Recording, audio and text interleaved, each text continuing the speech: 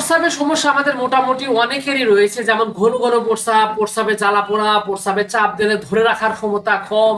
সেই সাথে অনেক ক্ষেত্রে দেখা যায় প্রস্রাব ঠিক মতো হয়ই না, প্রস্রাব কম হয়, প্রস্রাবের সাথে অনেক কিছু সুগার টুগার যায়। এই যে প্রস্রাবের যতগুলো হাবিজাবি সমস্যা রয়েছে, সেই সমস্যাগুলো নিয়ে আজকে আয়ুর্বেদিক ওষুধ নিয়ে আমি কথা বলবো, এবং আয়ুর্বেদিকের এমন কিছু ওষুধের কথা বলবো যে ওষুধগুলো আপনার এই প্রস্রাবের সমস্যাগুলো সমাধান করে দিতে সক্ষম। তো এখানে প্রথমত বিষয় হলো যে মেইনলি যে সমস্যাগুলো হয় তার মধ্যে এক নাম্বার হলো আপনার প্রস্রাবের জ্বালা পোড়া।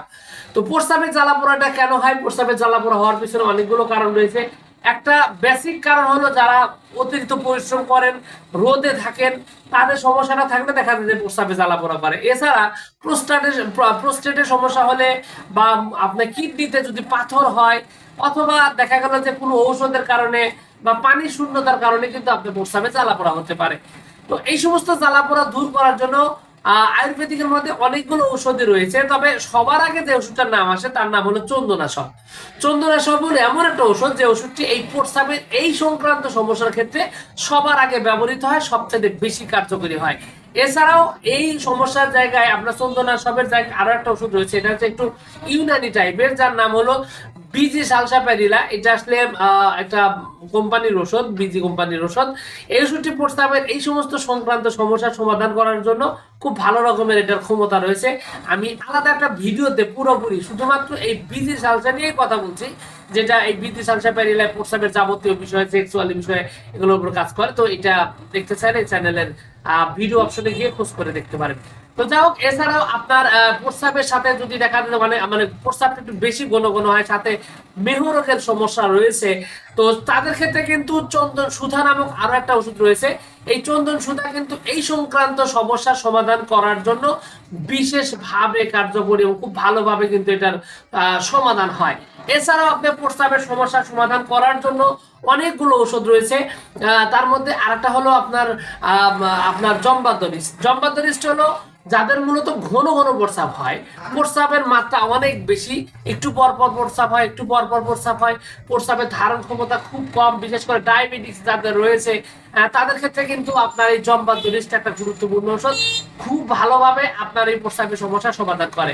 এছাড়া যদি দেখা যায় যে প্রস্রাবের কারণে জ্বালা পোড়া হচ্ছে, অনেকেই দেখা যায় প্রচুর হস্তমৈথুন করেন, স্বপ্নদোষ হয় প্রচুর পরিমাণে, এই সংক্রান্ত সমস্যা যাদের রয়েছে তারা যদি প্রস্রাবে জ্বালা পোড়া অনুভব করেন, তাহলে কিন্তু আয়ুর্বেদিকের মধ্যে একটা বটিকা রয়েছে, যে বটিকাটার নাম হলো বৃহৎ বঙ্গেশ্বর বটিকা।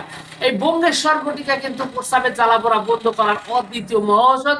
ঘন ঘন প্রস্রাবের জ্বালা পোড়া যারা এই সমস্ত মেহর কারণে মানে যদি হয়ে থাকে, তাহলে কিন্তু এটা ব্যবহৃত হয়। এছাড়াও প্রস্রাবের সমস্যার সমাধান করার জন্য আয়ুর্বেদিকের অনেক অসংখ্য ওষুধ রয়েছে, অসংখ্য ওষুধ রয়েছে। তবে এখানে যে ওষুধগুলো বললাম এগুলো হচ্ছে বেসিক লেভেলের ওষুধ, যেগুলো সাধারণ অবস্থায় আপনি সেবন করতে পারেন।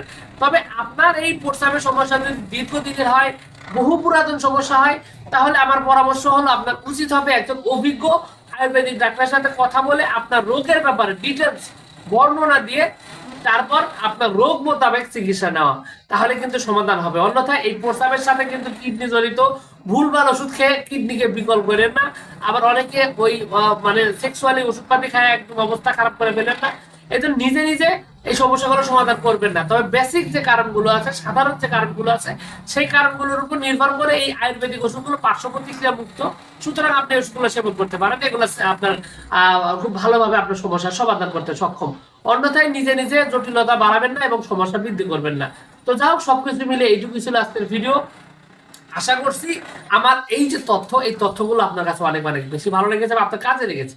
আর যদি আপনার তাই মনে হয়, তাহলে অবশ্যই ভিডিওতে একটা লাইক দিন।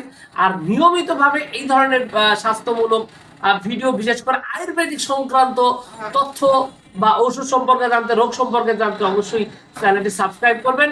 আর কোনো পরামর্শ অথবা কোনো অভিযোগ থাকে তাহলে অবশ্যই কমেন্টস করে জানাতে পারেন। তো ভিউয়ার্স, আপনাদের সকলকে অনেক অনেক ধন্যবাদ। আসসালামু আলাইকুম ওয়া রাহমাতুল্লাহ।